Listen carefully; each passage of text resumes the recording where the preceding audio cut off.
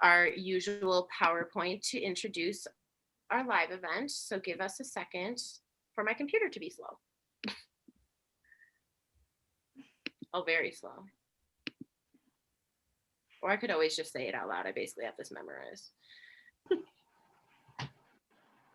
I might just not make it full screen because it's not liking me right now. But anyways, okay. Hi, everybody. Thank you for joining us for another expert Q&A with SASA. Today, we are here with By Jove Theatre Company to talk about their play/digital installation that is running for this week, specifically during Pride Month.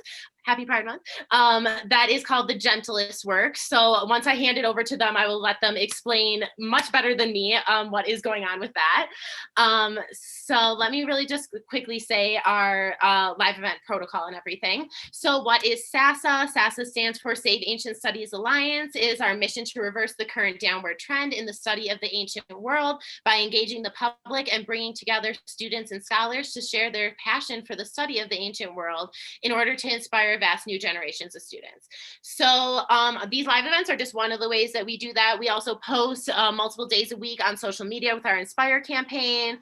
And we're having a bunch of reading groups this summer. So check out for those. We'll be on our RSVP page, hopefully within the next few days. We have 13 reading groups that we're really excited about, and we would love to see you guys at those. Of course, where to find SASA. So again, our live streams are streamed on Facebook, YouTube, and Twitch, but we also post on Instagram and Twitter, of course. Things are saved and recorded on Facebook, YouTube, and Twitch. And we also just recently put together our Discord server with a few different channels to chat about things like archaeogaming, education, access, and inclusivity, and a meme page. So go and follow us on Discord. There's some fun chats going on there. Some protocol for the event: be kind and respectful. Please listen and ask thoughtful questions throughout the event. Remember to send in questions. That's what we're here for. Please be patient with technology and those administering it. SASA live events, as I said, are live streamed on Twitch, YouTube, and Facebook, and saved and recorded there. And then, of course, have fun. So thank you all for joining us. And now I'm going to hand it over to Christine from By Jove Theatre Company and get everything started. Okay, thank you guys. Hello everybody, I hope everyone can hear me okay. I've just clicked something and something's popped up on my screen, but I've closed that now and that's good.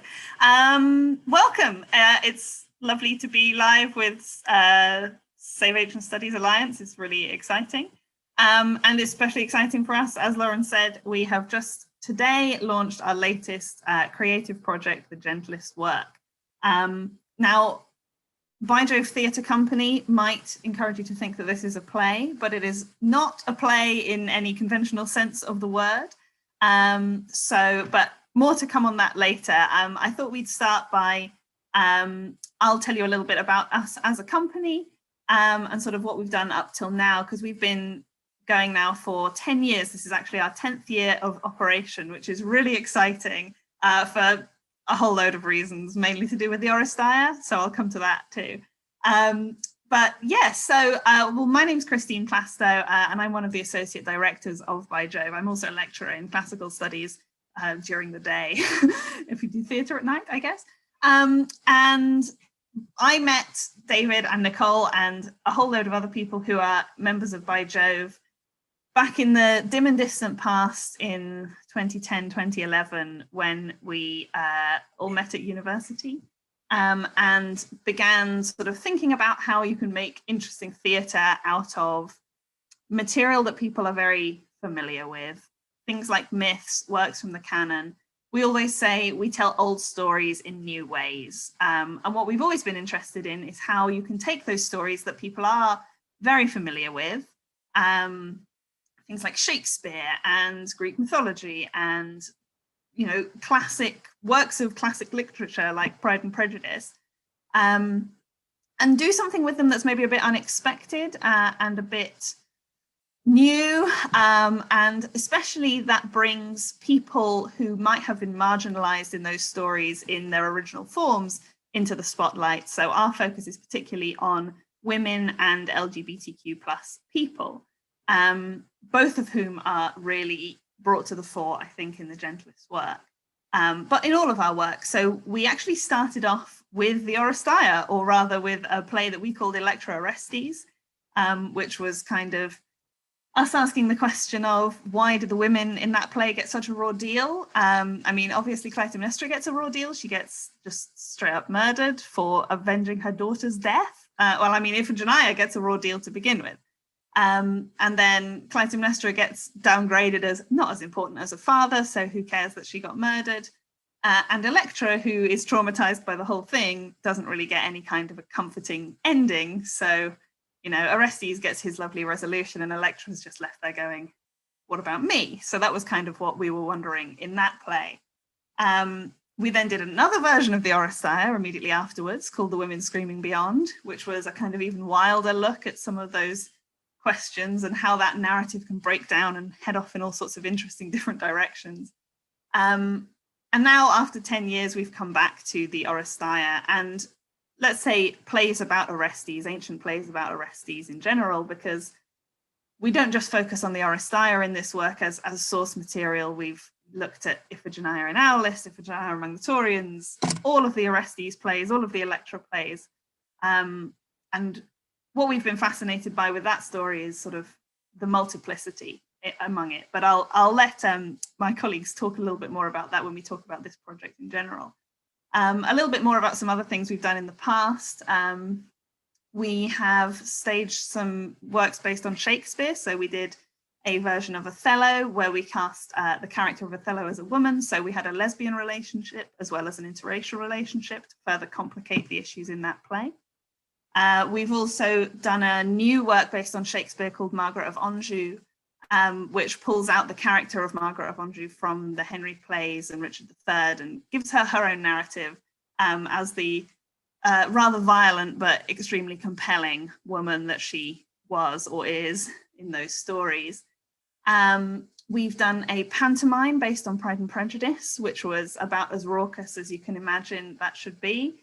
Mrs. Bennet was born to be a pantomime dame, really. And yeah, we've also done other works based on Greek tragedy, some versions of the Bacchae, including one called Before They Told You What You Are, and Here She Comes, which is S.J. Brady's kind of, I always want to say one woman, but it's two people because there's a musician who is intrinsic to that story as well. So it's a one musical voice telling of the Bacchae from Agave's perspective, which is fascinating. And we've also staged a new version of Medea written by Wendy Haynes. And these are all just some of the wonderful creative members of our company. So yeah, I mean, that's a very whistle-stop tour of our back catalogue. And as I say, sort of the key thing that we've been interested in all of those versions is how we can bring out the women characters and the most recently the LGBTQ plus characters as well. So for example, those three plays, Margaret of Anjou, Here She Comes, and Medea, were our season of violent women. And you know, as our obsession with the Oresteia seems to show, we do come back to these violent stories again and again. And I think with this, we hoped to try and do something a little bit different, maybe not to focus so much on fetishizing the violence in this narrative. And I don't know if David, you want to come in and sort of talk a little bit about how this project was born and where we went with it in the beginning, maybe. Yeah. Thank you, Chrissy. Thank you so much. So my name's David. I'm David Bullen. I'm a theatre maker, primarily a director and a writer. I work in the Department of Drama, Theatre and Dance at Royal Holloway, but I've also worked with By Jove for 10 years now, which is increasingly a terrifying fact to admit to myself. And I'm one of the co-artistic directors. Yeah, so Chrissy has already given a really very, entertaining, amusing, brilliant, and comprehensive overview of our kind of past work.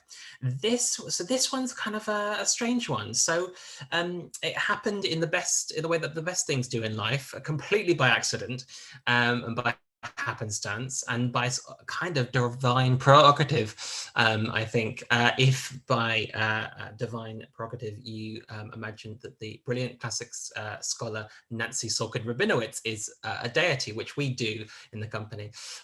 So Nancy just happened to kind of a few years ago run into one of our members at an event. She was talking about how she wanted to, Nancy's written reams and reams and reams. If you're a classicist, you're working on Greek tragedy in the ancient world, particularly anything to do with gender and sexuality. You can't not have read Nancy's work. She's sort of unavoidable, and a foremost scholar there. But she was saying, I've done all this work, and I really would like to explore the possibilities of what she calls gay positive readings of some Greek tragedy, particularly the stories of Orestes and Pylades, because they are so often listed in antiquity and in modernity as kind of this homoerotic pair, and yet at other times listed as just kind of friends. And so she was really interested in asking that question of what happens when you tell this story, but when the two lead male characters are in an explicitly kind of queer relationship. Their desire for one another is admittedly openly sexual and romantic. And she just happened to mention this to one of our members, and then they got chatting, and then before we knew it, suddenly we were involved in this whole project, and we kind of thrown ourselves back into the Oresteia. And as Christy was saying, yeah, that has caused us to revisit these characters and these myths that are really at the bedrock of what we started as a company. We were really interested in these characters. And it's a bit scary that it's 10 years now, because we started this project back in, I think, 2018, did we not? I think that was 2018 we started it. That was when that conversation between Nancy and one of our members happened, and we began to do the first things. And we do tend to take some time to develop projects in the company, but this is our longest developmental period, perhaps ushered along by maybe a small world pandemic that we're having. Because we originally planned to deliver this last year as an in-person kind of conventional theatre performance. But because that the pandemic happened, and because actually it was just impossible to bring this to the stage, which is the way we usually like to work. We usually work collectively in a room. We're a big ensemble of about 11 artists. We gather together for long periods of time in a room. It's not like we kind of get two artists in a room at a time and kind of rehearse small scenes. We're always in the room, all of us in one go continuously, and we kind of devise and make the work from the kind of fusion of all our different kind of interests and skills. And we've got musicians and writers and directors and performers in the company. So we couldn't do that. We couldn't get into the room. So we thought, what can we do? And we tried, as Christy mentioned, we did our online Medea. We adapted it to Zoom performance, and we thought, oh, hang on, this is quite interesting. Maybe this is there's some possibilities here. And it struck us that actually some of the challenges we'd had in telling this gay positive, to use Nancy's term, gay positive reading of the piece, mainly the challenge of how do we tell a kind of queer version of the story without sacrificing our interest in the women in this story? Because of course Orestes and Pylades it's one thing to kind of admit their love for one another, but they do murder a woman in pretty misogynistic terms. So they're hardly kind of like progressive all-round heroes.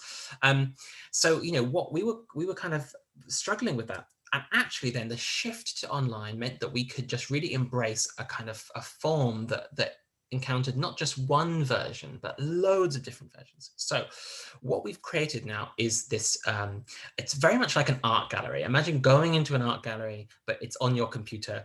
And you can, just like you would browse in an art gallery, the different paintings, and maybe there'd be like a video installation in a room or whatever.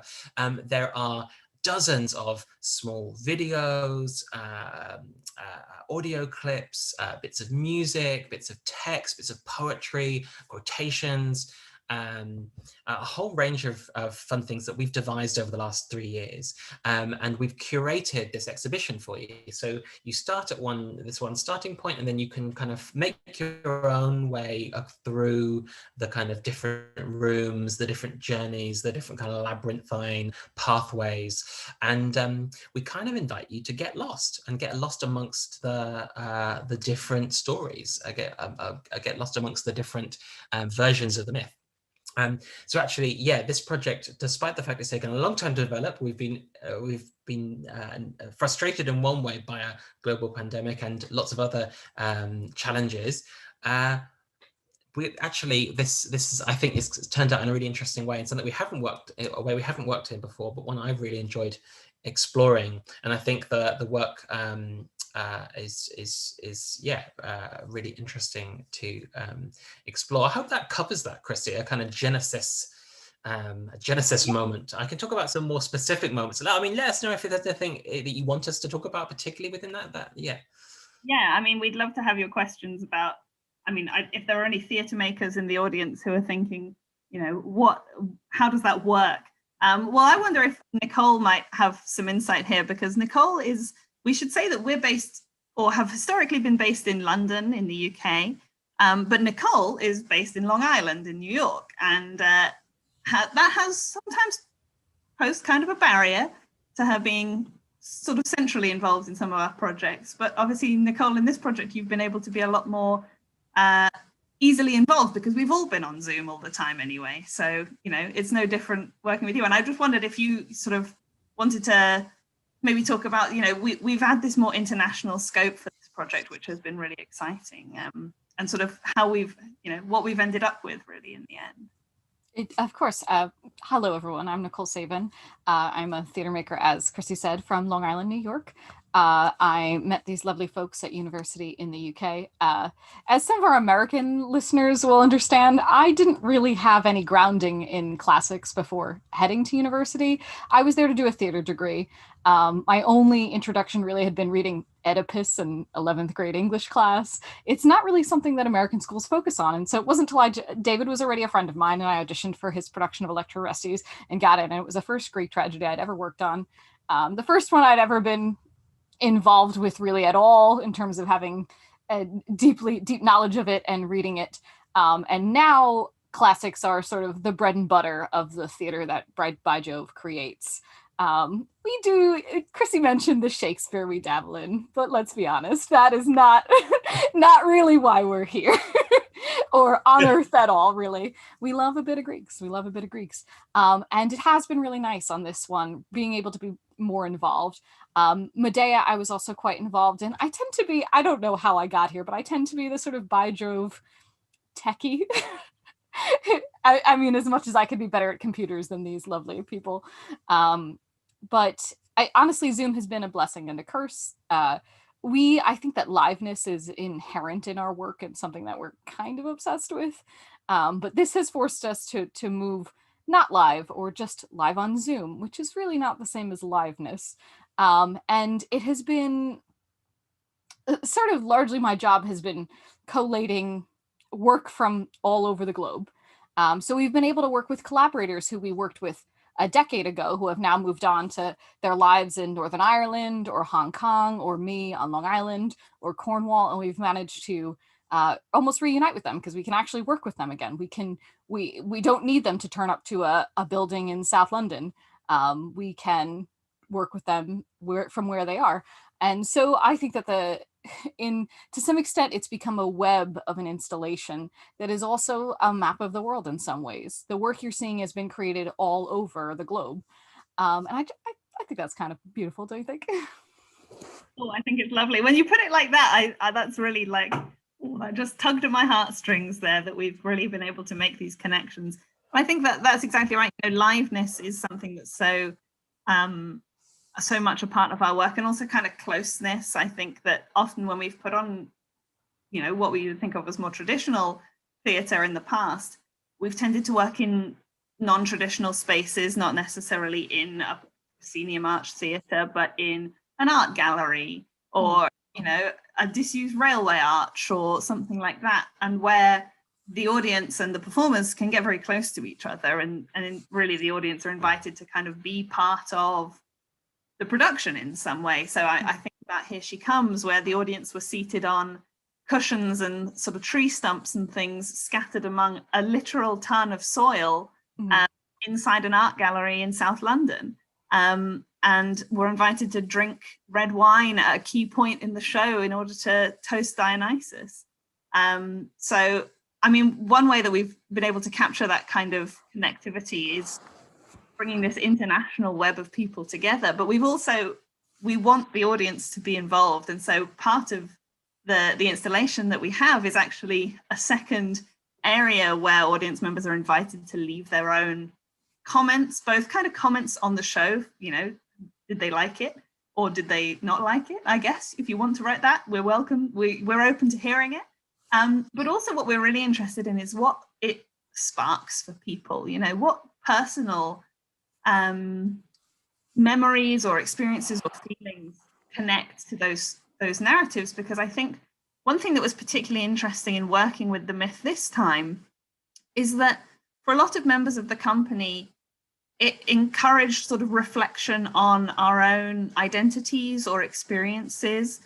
A lot of members of the company do identify as queer, and so this kind of queer reading of this myth allowed a lot of space for seeing how sort of ancient characters who might be conceived of as queer in some way do or don't map onto modern queer experiences.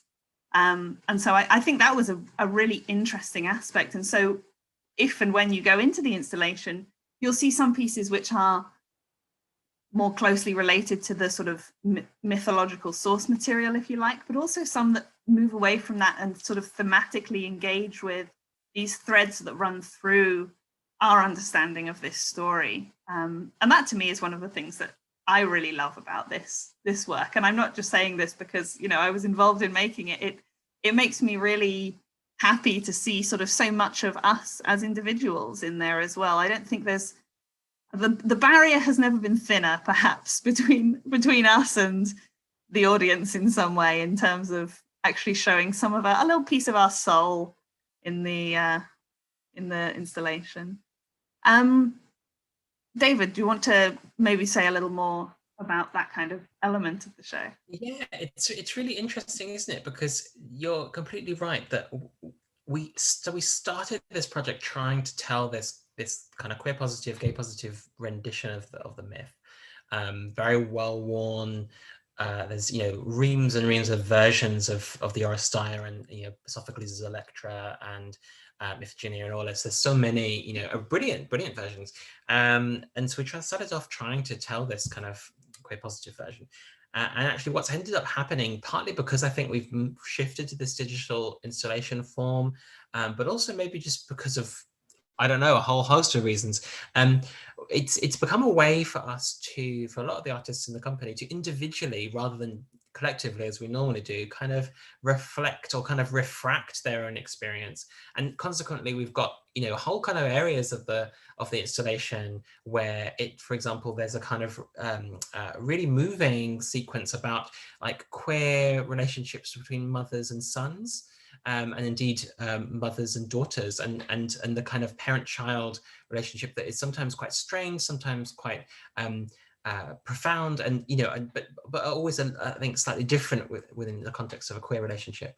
There's another sequence about kind of the colonial legacies of the British Empire and how they kind of map onto the kind of colonial legacies of Athenian Empire, and, you know, particularly thinking about the idea of barbarians and Taurians and where Iphigenia ends up when she kind of gets transported by Artemis.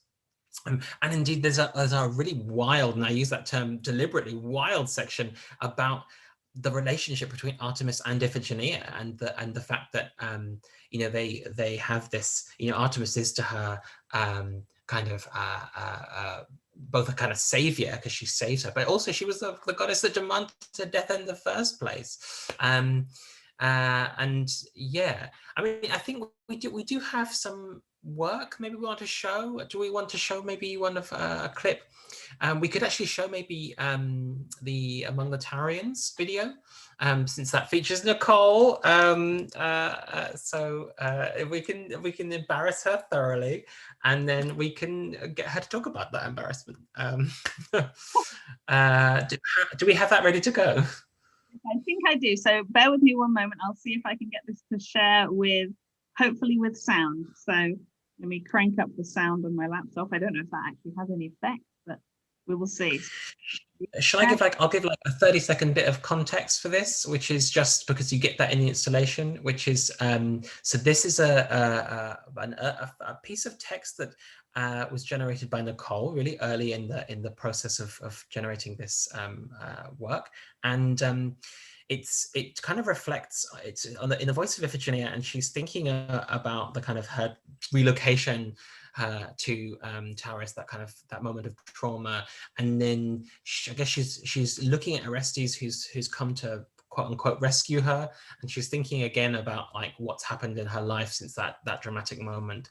But what's really interesting here is that the two people who've recorded it, Nicole and Lillian sang.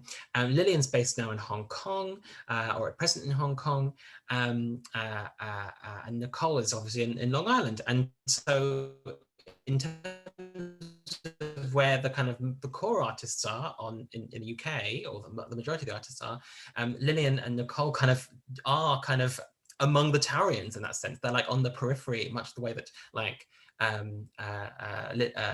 Iphigenia is moved to the periphery. So I think there's something interesting here about the two of them kind of speaking back to, from their locations, to the kind of UK in the way that Iphigenia is kind of speaking back to Orestes. Great. Well, I will see if I can play the clip. Right. There we go. That's your context.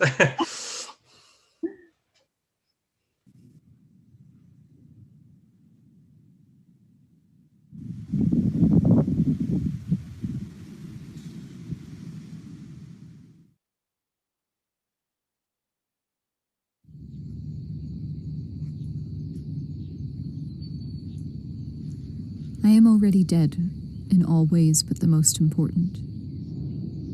I am gone from everything I've ever known.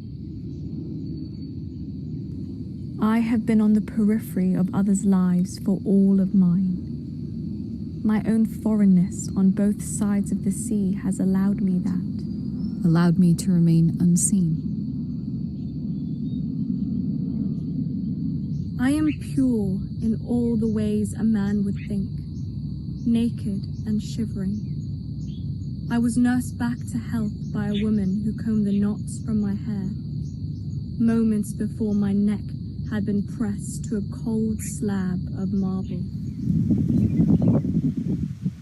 She held me through my death that would not come.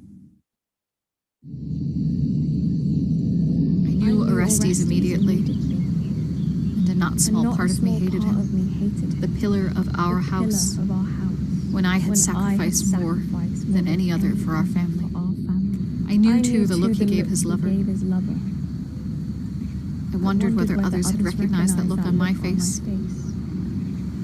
or are women presumed different? Our love for each other slips by, unnoticed, unthought of.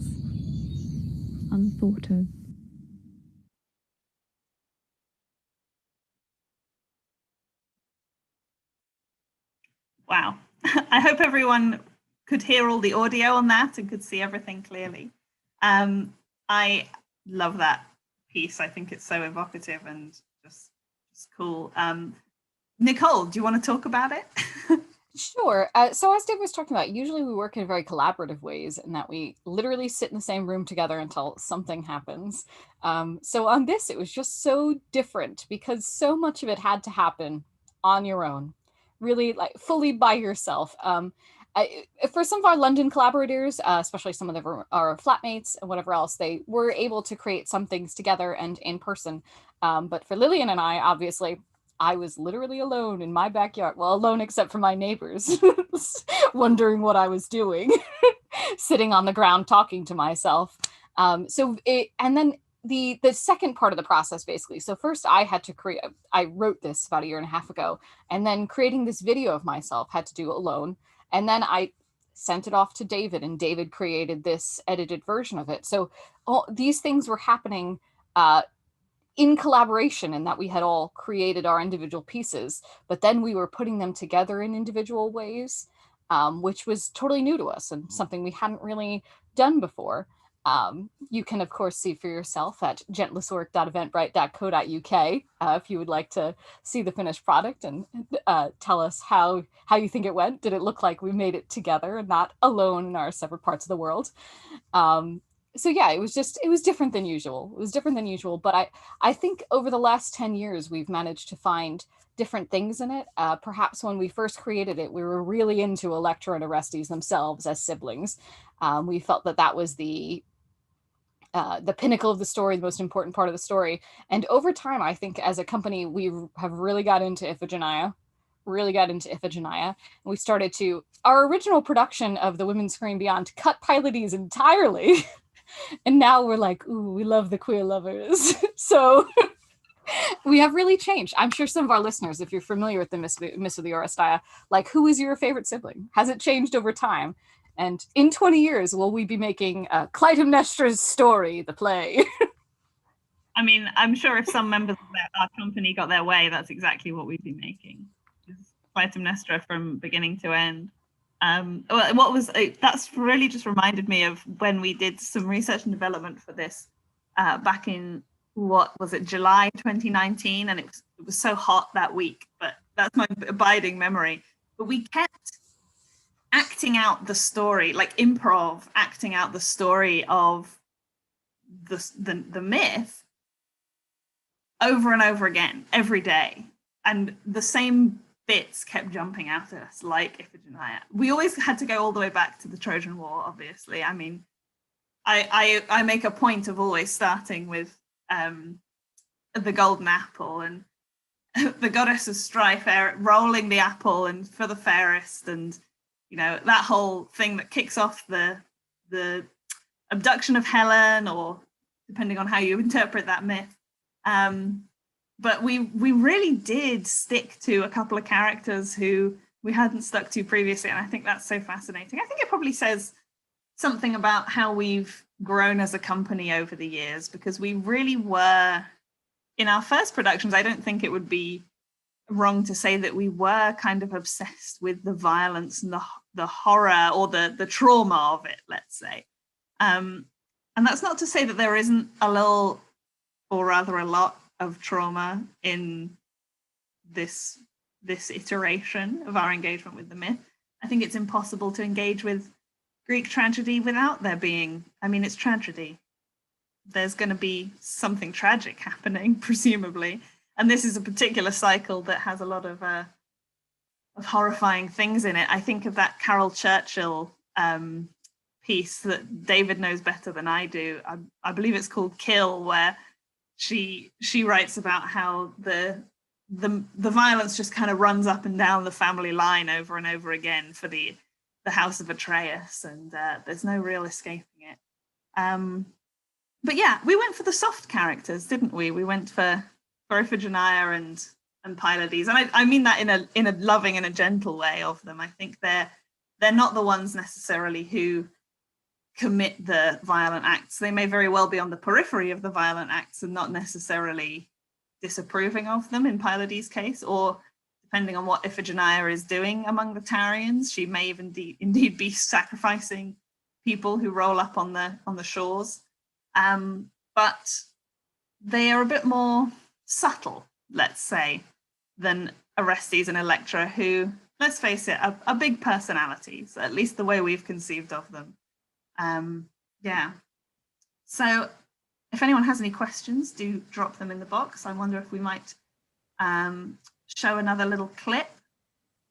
So at some I was just going to say, Chrissy, it's really interesting what you're saying, and it's so true that I think in the past, I think Wendy, who's that By Jove's kind of lead writer, and a beautiful playwright, she said a while ago that what's really interesting is that in the time between 2011. Oh, it's saying my internet connection is unstable. Can you hear me? Yeah, we can. It's fine. You went a bit fuzzy for a minute, but you're fine now. Oh no, I'm being betrayed by my internet. Aren't we all in the year of 2021? Yeah. So, but Wendy, our head writer, said something about in the 10 years since we've been making work, we've really learned the difference between really making a feminist or kind of queer piece and just putting women's suffering on stage. Bluntly, and being able to kind of admit that, I mean, I think joyful and I think silliness has always been a part of like By Jove. I really do, like, you know, kind of silly provocations as much as, you know, the kind of profound serious ones. But, you know, it's being able to kind of like lean into the kind of joyful, the silly, the comedic, the ridiculous. Another member of our company, James, they always say, throw a pie, please someone just throw a pie. And, you know, and I think we've really lent into that. And I think so we've got kind of in this project, we've got a really interesting kind of interwoven, you know, deeply kind of profound, serious takes on, you know, Orestes or whoever, but also kind of moments where we've just had some fun and just wanted to offer a little bit of kind of fun, a fun piece, and they're kind of interspersed.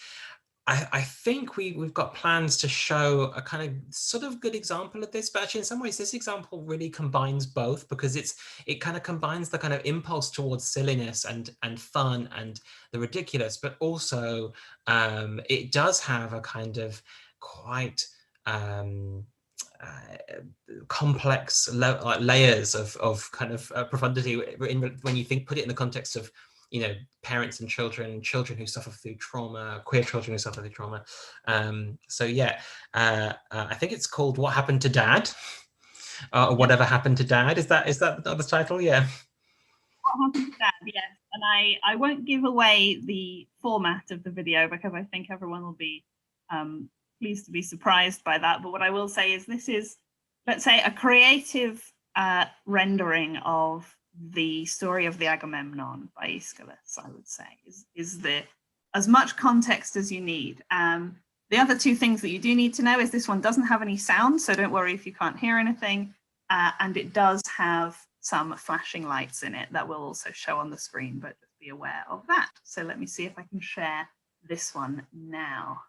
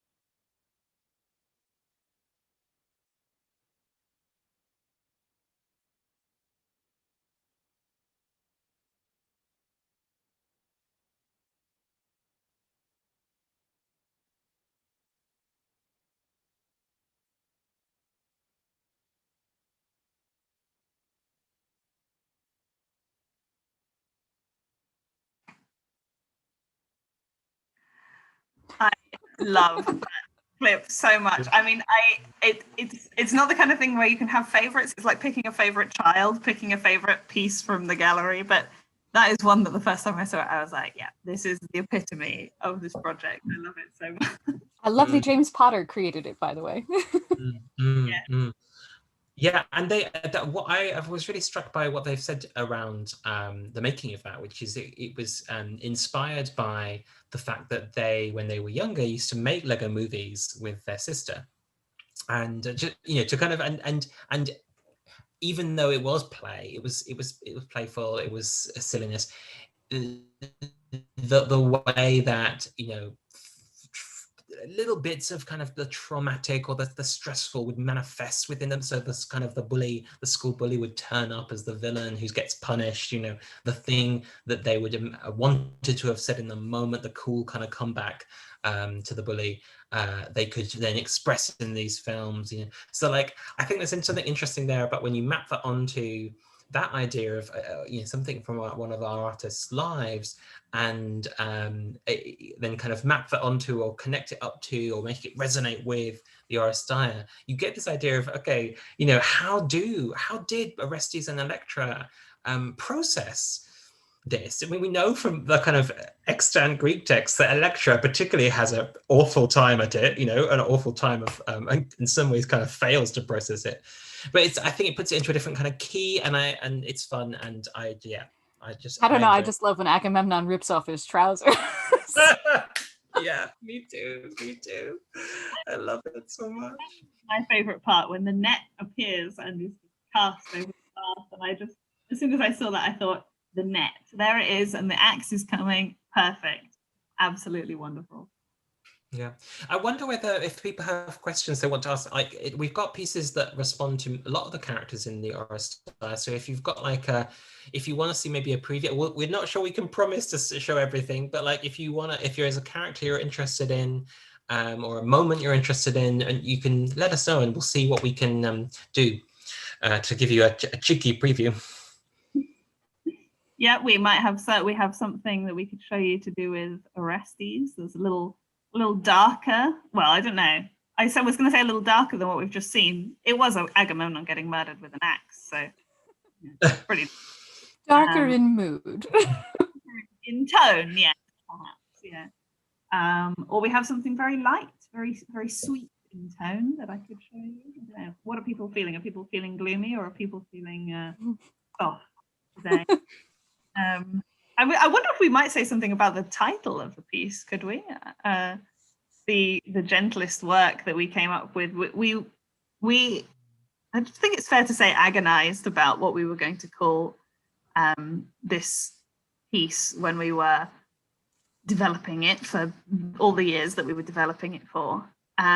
We didn't want to call it, the Oresteia or Orestes or something like that, because for all that we do love the ancient source material, one of the things that we were kind of trying to get at with this is that we weren't just retelling the story. We were, reimagining, making space within, extending, expanding the story in unexpected directions, or what we hope might be unexpected and interesting directions.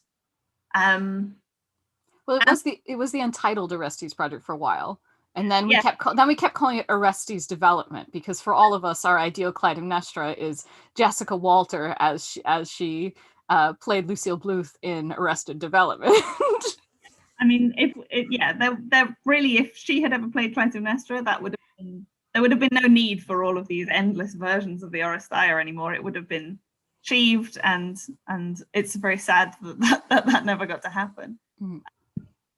But we didn't want to have this softness or this joy or something that wasn't just trauma and murder and pain, especially because, as I'm sure,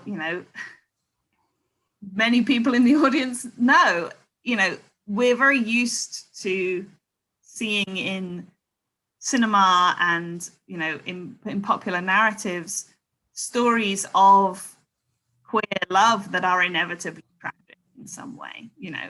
Queer people are not often allowed to be happy in popular media. And we didn't want to necessarily make that the whole story. We wanted to show that there could be something soft, something gentle, something joyful that didn't always have to end in death or heartbreak, or I mean, there's plenty of death, and there's probably a lot of heartbreak too. You know, it can't be gotten away from when your source material is this. But I hope that we took it in that direction as much as we could, and that's what the title, I think, was hoping to speak to, was this idea that part of telling stories like that, it's work that has to be done, but it can be gentle work.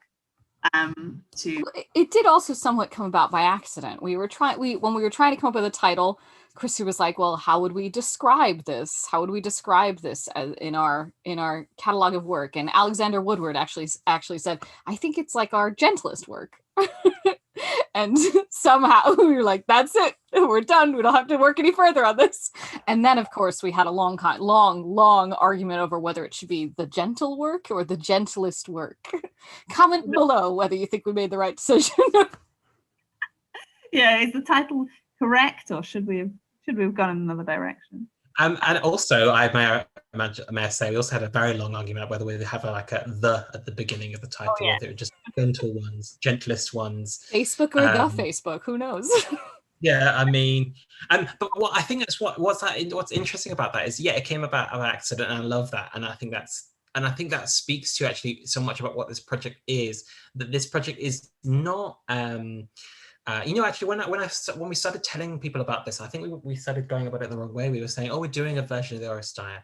And I think actually what's end up being is not a version of the Oresteia, but it's about us trying to, and failing to in some ways, and succeeding to, and failing to tell a version of the Oresteia. It's about the gentle work of trying to do this with trying to do something queer and feminist with this deeply traumatizing, deeply violent material, and to kind of uncover as you said, Chrissy, the kind of gentle things within that, the softness, and also, for the classicists out there who want a little bit of Greek, at the end of the installation, we offer a new translation of the Eumenides, no longer the kindly ones, but rather the gentle ones, to try and offer a new kind of riff on what that ending of the Oresteia might mean for the characters. We have excellent. So, Alexander Woodward, who Nicole just mentioned, has just written in that he is great, which we can endorse. Sinead asks, in what way do you think the fragmented format lent itself to a queer production? I think this is a really interesting question, because it speaks to the fact that what we, as the show developed, and I have to say I'm speaking from a place of at least partial ignorance, or at least I began from a place of partial ignorance as not a theatre. I worked with By Jove for a long time, but more on the research and bringing the classical material for other people to tear up and make of what they wanted kind of side of things. And so it was really interesting to me when the discussion turned to not only how we could tell a queer story, but how we could tell it in a queer way, and what a kind of queer theatre practice might look like, especially in this kind of pandemic digital age where we're at a distance from each other. Things are inevitably fragmented. And I think classicists are comfortable with fragmentation, or, we're resigned to it, let's say. We know that we have less than 1% of what existed in the ancient world. And have to try and make a narrative that makes sense out of that. And I think that maybe that's something that might resonate with that kind of queer kind of storytelling. But I'll pass over to one of my more experienced theatre making colleagues, whoever wants to come in on this, who can speak to that in a bit more of a nuanced way than I probably can. If either of you wants to hop in with some kind of, or you can leave me hanging, it's fine. David, I was just thinking about it, because I was trying to think of a way of adding to what you were saying. I think what's interesting is that, how do you? There's so many layers of questions here about how not only how do you tell this story, I suppose, in a gentle way, in a way that doesn't reinscribe the kind of violence, the kind of things that make that violence happen. And I know that when we were looking at this play 10 years ago, we were really interested in how we could say, look, you know, to what extent is this story about, in one sense, about justice, but is it actually in fact about a kind of justice that depends on some people being lesser than others in a society, and it kind of it builds justice on a kind of model of inequity. And so, you know, that's what we were doing 10 years ago. And I think that then we tried to answer it then, and now there have been so many kind of you know, changes in the world and to the kind of ways we think around gender. And I think our thinking, I know we were reflecting on this recently, you know, our thinking on this is so much more nuanced than it was 10 years ago. And I think, yeah, absolutely, the capacity to kind of try and make a work in a queer way, I think that's a really interesting, it's an aspiration, I think, and it's a provocation more than a kind of manifesto or a kind of absolute way of working, of how can we interrupt these assumptions, these kind of standard modes of being that we've come to just assume, particularly with this material, which even when Orestes and Pylades, if we're like, okay, they love each other or they have sex with each other, okay, or whatever, like, where does that get us? And I think that's been a really interesting question for us to keep answering. Like, where does that end up? Like, what does that matter, you know, to that extent? Does that make them queer? Well, if they are still kind of shafting women and kind of asserting their own kind of class and race-based superiority, like, you know, are they actually queer in any way? No, you know, that's probably the question. That's probably the answer there. So yeah, it's been a really interesting exploration, and I think in the kind of spirit of queer theatre, it's less a finite answer we offer, but like we kind of try and mull over this question. It's a process, and I think that's really interesting to kind of be comfortable with, you know, not to offer a kind of teleological finish, you know, do you know what I mean? I think we've always as a company been unhappy with a sort of straight narrative form.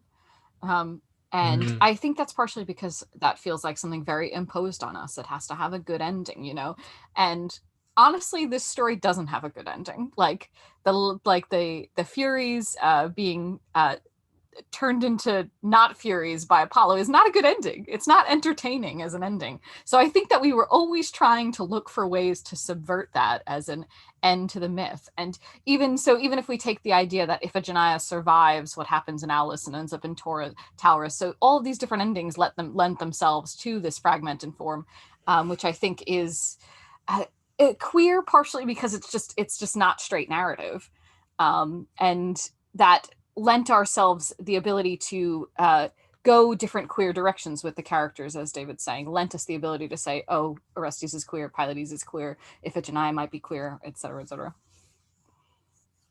Yeah. That was all much more eloquent than I could have said, so thank you. So SJ has asked about music and movement in the piece. I mean, so a lot of our previous work, it's something that we really try and incorporate, is not just sort of, and I don't mean just text, because text is my heart. I mean, I'm a philologist really when it comes down to it. I like going back to the Greek and looking at what it says, but so text is very important to all of our work, and all of our work has new text in dialogue with old existing text.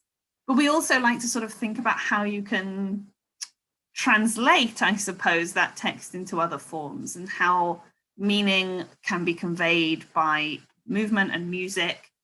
And, you know, we're even thinking about other performance forms at some point during the timeline of this project that ended up not making it to the final stage. But I mean, thinking about the Lego, for example, there's almost a sort of form of puppetry there, and other ways of storytelling. So, and SJ asked if we're sort of restricted in using those forms, music and movement, in this production. And I actually really don't think we were at all. I think that what we're very lucky to work with in the company, two extremely talented movement practitioners, Susanna Dye and Marcus Bell, who are both just can move in ways that baffle stiff old me, who doesn't even know that human bodies could do the things that and provoke the emotions that their work does. And also we've worked on this project with some wonderful musicians and sound designers. So it's been sort of, for me, it's been very exciting to see how those elements have been able to be put together. Perhaps I could show some example of something. Yeah, absolutely. The only thing I wanted to add to that is just that music and movement have been so fundamental to like our like journey as a company. You know, I think we had maybe 1 or 2 of our 7 or 8 shows have had where we've not had a musician in the room, kind of like generating material just as much as actors or you know, directors or writers are doing. And indeed when we did that kind of research and development week in 2019 and throughout, we had musicians present. And one of the most profound discoveries I feel of our journey here has been around that has happened when we were in a room together, but it was around Iphigenia and Artemis, and then kind of having a musical movement-based movement. And I did really worry about that not coming into this piece. But what's great is, I suppose, the fact that we've been enabled to work individually means that, and also collaborate kind of digitally, means that we've generated a kind of new flexibility, as well as being able, you know, whereas actually Susanna can now not just work with us in a room, but, you know, she can go out to a like forest in the middle of nowhere in a lightning storm, which we should absolutely have not let her do. And note that we did say, please don't do this. But like she went out and, you know, and bring her kind of practice into the wild in that kind of way that we could have done, but like, you know, might not have ultimately worked within a kind of, you know, every 20 people, you know, 10 to 20 people in a room kind of model that we're used to. So yeah, it gave us new possibilities as well. Yeah, I think that was really wonderful. I think I will take the liberty of showing one more clip here, because I think that it responds to this question about movement and also what we were talking about earlier about softness and gentleness really nicely. This is a piece called Soft Boy, which, you know, we heard a little bit from Iphigenia about her possible love affair with Artemis earlier, and so now we can go and hear a little bit about the boys, because they are still at the center of this thing. So I don't know if this piece really needs much introduction. I think that it speaks for itself quite nicely, in my view. So I'm going to share it now. And make sure that I do put the sound on for this one. So bear with me one moment. Share sound, and here we go.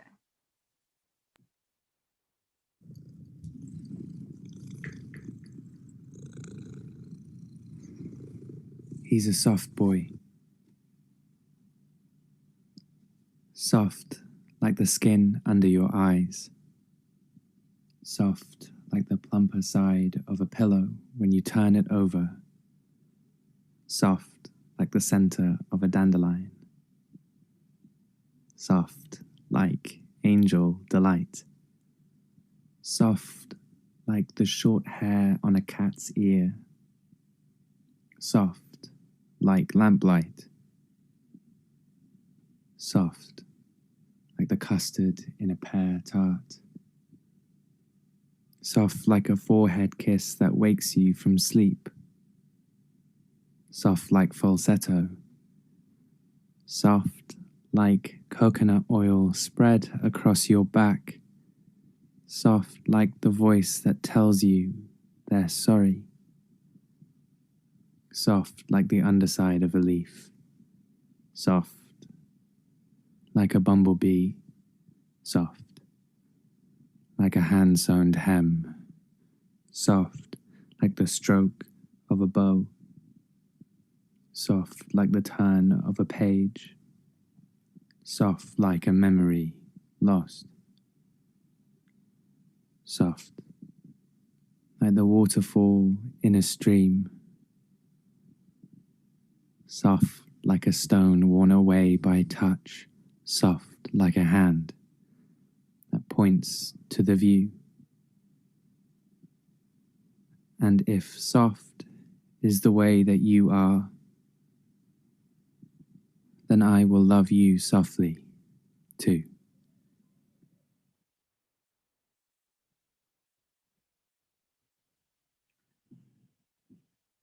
Makes my heart warm, that piece. I just love it. I think that was Marcus Bell, our movement practitioner, who you saw and heard there, and I don't know, I love it. Makes me happy. I know I just keep saying that about everything. The beautiful text is by Wendy Haynes. Yes, wonderful, thank you. I have to say, found footage, but from a lot of the company members, and I think that's really an interesting example of how this kind of, in some ways, this is kind of response to kind of the conditions of COVID as well, that we've had to, we haven't had the luxury of being able to kind of like go out on location in the way that you would when you're filming kind of a film properly. But actually the invitation has more been for individual kind of members of the company to kind of, pillage and find what we can of found footage in our, in our surrounding areas, and just kind of go on explorations with our, with an iPhone, and see what you can, what you can do. Other phones are available. I believe that's your puppy's fur, isn't it, David? Yeah, that that's is a my bit of white fur from Diana. Well, Marcus put this missive to the company and said, can you send me found footage of soft things? And I was like, well, I think the dog was on my lap at that very moment. I was like, let me just get my phone. I'll sort that. Done. That's that thing's off the checkbox. We'll take maybe this question from Melinda Smith, which is lovely. What kind of relationship, if any, do you feel the gentlest work has with other interpretations of the Oresteia? I think within the piece we directly address at least one other version of the Oresteia. We also directly address our previous versions of the Oresteia.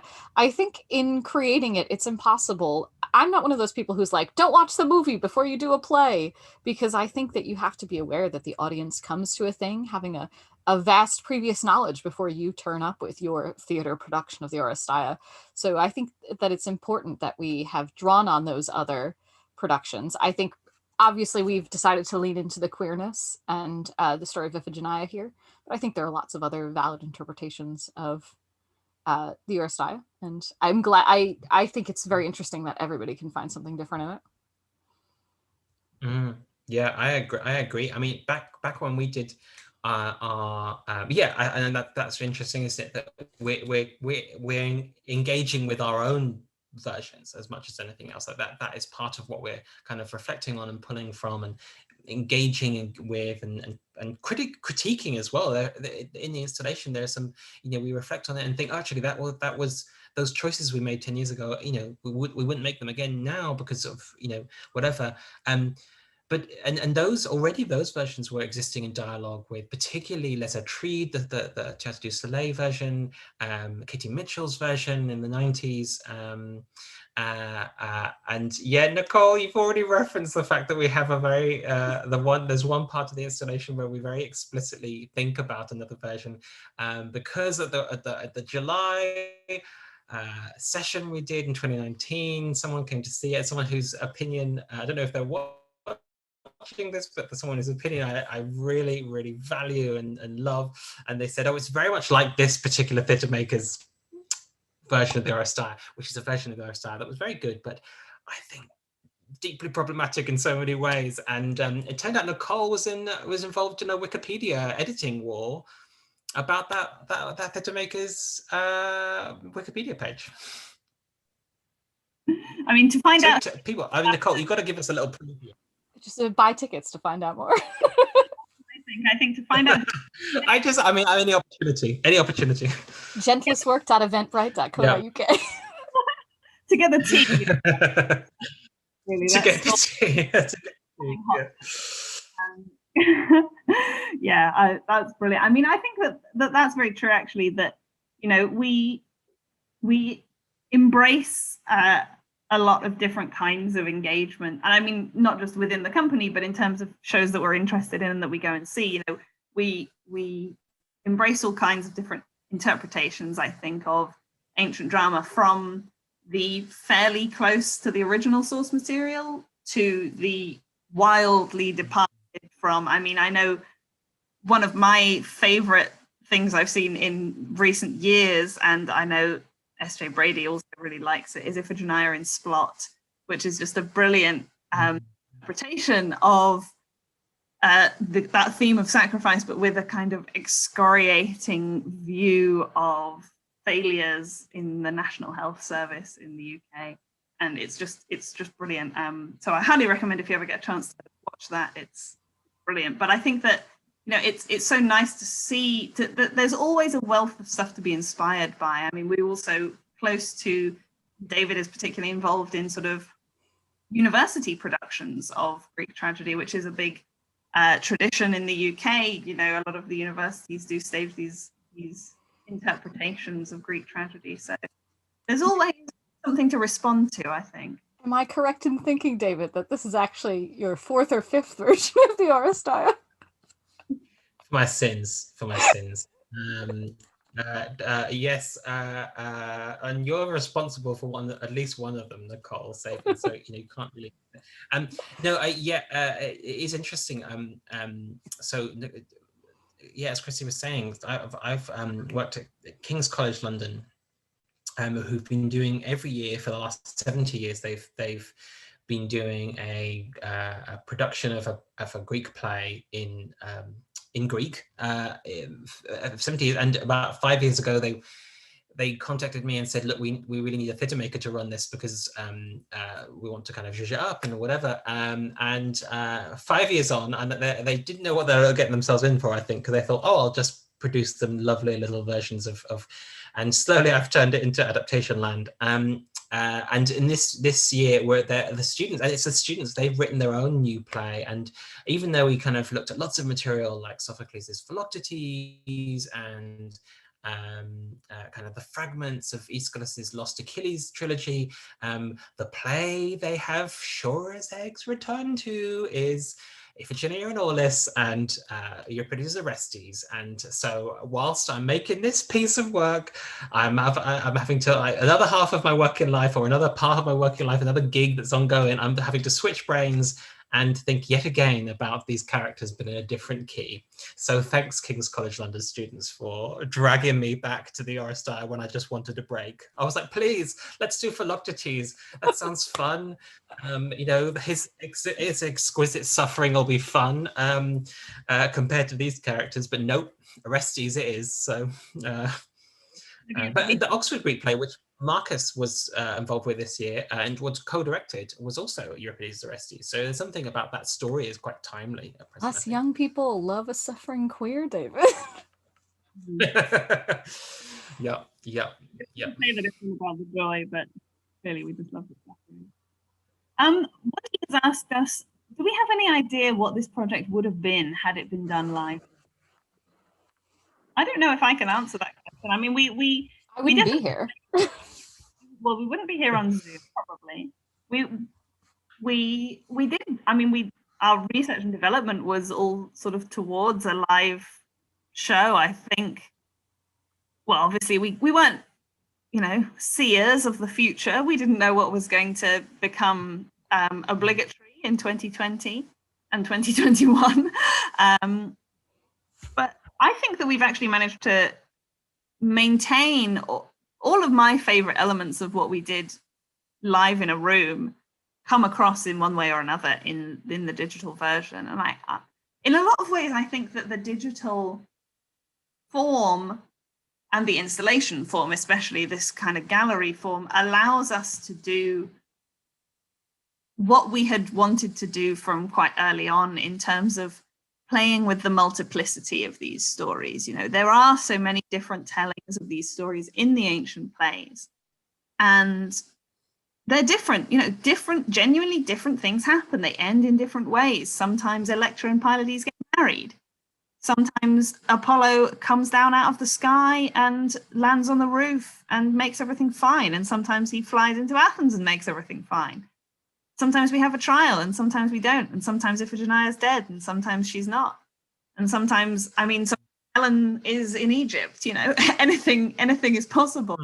And I think that, I'm a big fan, just in my own mind, of kind of webs rather than lines. And Nicole was saying earlier that, you know, we've resisted straightforward narrative for a long time. I mean, brief personal anecdote, when I wrote my PhD thesis, I always wanted it to just be 4 chapters that could be in any order, because, you know, I didn't, like, there wasn't really a through line. It was 4 ways of thinking about something. I was like, well, you could read these in whichever order you prefer, really. Unfortunately, in a book, that's not possible. But I think on an online platform, it is. You know, and people who go into the installation will see that you can choose your own adventure in a lot of ways, and you can repeat things and go back through things, having seen other things, and see them with new eyes. And I think that that's what's so enjoyable about engaging with this narrative in this way, is that you don't have to lose any of the elements of the story that exist in the different versions if you don't want to. There's room for all of them when, you know, in digital space, we have endless real estate. We don't have, you know, we can have the same people playing different characters, and we can have 2 versions of Pylades sitting side by side to each other, one played by a woman and one played by a man, and they can be the same character, but in different timelines and things like this. And I just... In person, there would have been choices we would have had to make. Yeah. And because there are some things that are understandable online that are not in person. Yeah.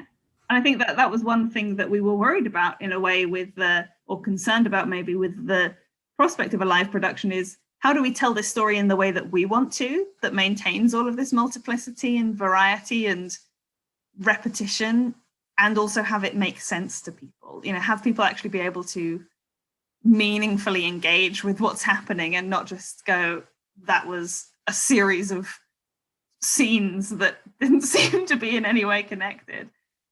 Because, you know, the human brain does kind of gravitate towards making stories out of things, I think. And so what we've been able to do is allow people to make their own version of the story, you know.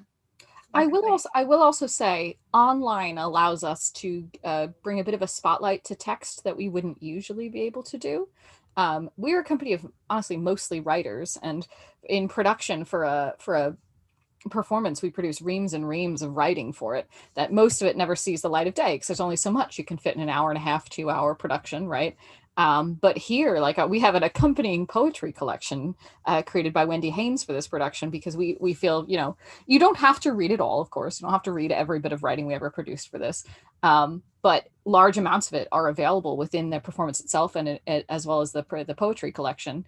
And you get to read it. You get to read it as the writer intended, you know, not filtered through a performance or a director or what have you. You get to straight read it. So our writers are very happy, I think. I mean, we even have some elements in the installation that are kind of draft work that, like, isn't really something that we would consider to be finished, or, you know, would have been something that would have been used in a staged production, but is able to be in there because, you know, we love process. We love showing our working, I think, in some ways. It comes naturally to us, I think, as a company.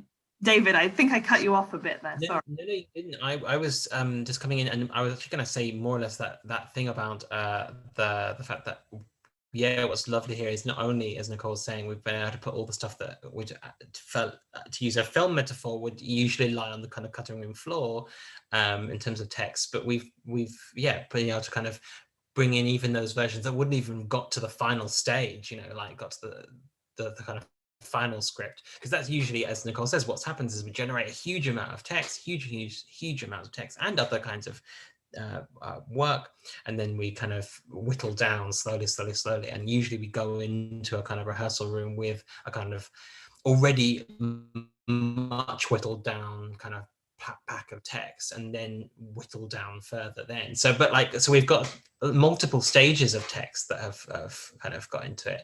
And actually what I was going to say is it's a really interesting question in one way, because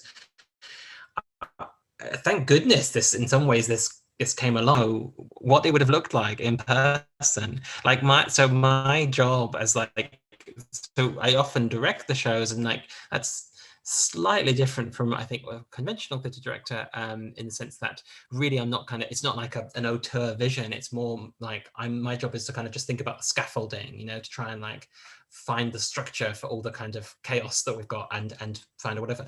And like throughout all the first like 2 years of development, I would say, I think I said to both of you individually multiple times, I was like, I have no idea what the bloody scaffolding is of this piece. I have no idea what the shape of this is. I have no idea what it's going to look like on stage. You know, like I just don't know. And yet, as soon as we moved to this kind of digital format, I suddenly went, yes, of course, and here's the sequence, and here's a sequence, and but it sort of fell into place in some ways, and I think that's, yeah. So I think it's the kind of ideal form for what this project was, I think. Yeah, every cloud has a silver lining, doesn't it? And you're an excellent herder of cats, David, which I always think of. That's my title, herder of cats. It's your chief talent.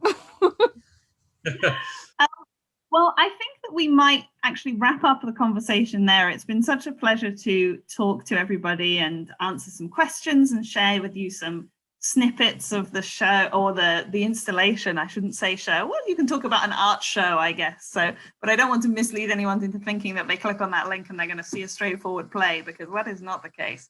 I hope that the clips that you've seen this evening have given you just a little taster of what you will find when you enter the installation. So gentlestwork.eventbrite.co.uk for tickets. Tickets are pay what you can. So we have a range of options available for those tickets, from free up to, not free.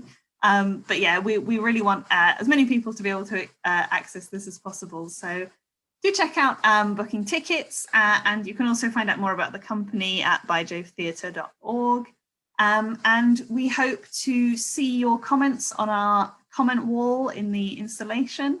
And other than that, thank you very much to everyone who came and listened. Thank you everyone for your questions. And thanks again to the Save Ancient Studies Alliance for having us for this conversation this evening. It's been a real pleasure for us, I think. So thank you.